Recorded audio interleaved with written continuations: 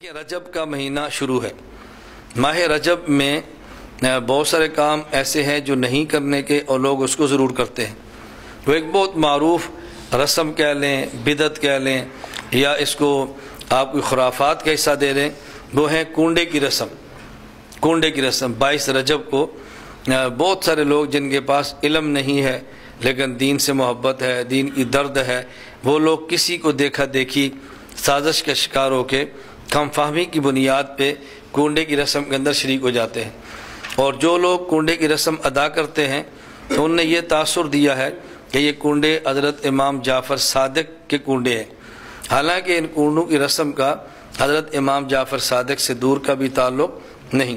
اس کی وجہ یہ ہے امام جعفر صادق کی پیدائش ہے رمضان سن 80 یا 83 ہجری، اور آپ کی پیدائش ہے شوال 148 ہجری۔ تو رجب میں نہ ان کی پیدائش ہے اور نہ ہی رجب میں ان کی وفات ہے، تو 22 رجب کے معاملے کا ان سے دور کا بھی تعلق نہیں ہے۔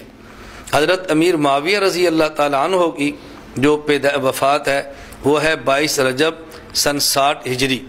تو حضرت امیر معاویہ رضی اللہ تعالیٰ عنہ کی وفات رجب سن 60 ہجری کو ہے۔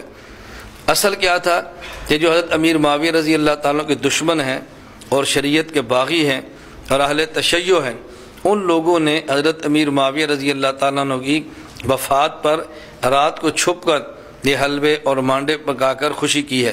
اہل سنت کا زور تھی، طاقت تھا، اتنی ہمت نہیں تھی کہ اہل سنت کے سامنے اعلانیہ طور پہ امیر معاویہ رضی اللہ تعالیٰ عنہ کی وفات پر خوشی بنائی۔ اس لیے خوشی بنائی لیکن چھپ چھپ کے بنائی۔ اسی وجہ سے شاید آپ کے بھی علم میں ہو، ایک عرصہ تک یہ رسم رات کو ادا کی جاتی رہی۔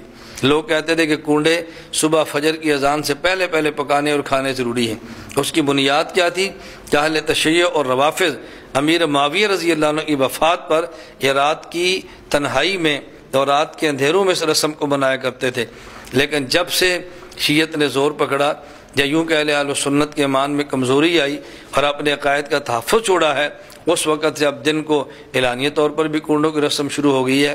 اللہ رب العزت ہمیں صحابہ کرام رضی اللہ عنہ مجمعین سے محبت کرنے کی توفیق عطا فرمائے اور ہر ایسا عمل ادا کرنے کی توفیق دے جس امیر معاویہ رضی اللہ تعالیٰ عنہ اور دیگر صحابہ کرام سے محبت کا ثبوت ہو، اور ہر ایسے عمل سے بچنے کی کوشش کریں کہ جو ان سے دوری کا سبب بنے یا تاثر یہ پیدا ہو کہ صحابہ کرام سے محبت کرنے والے نہیں۔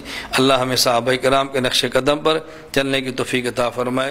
رضی اللہ عنہم ورضوا عنہ۔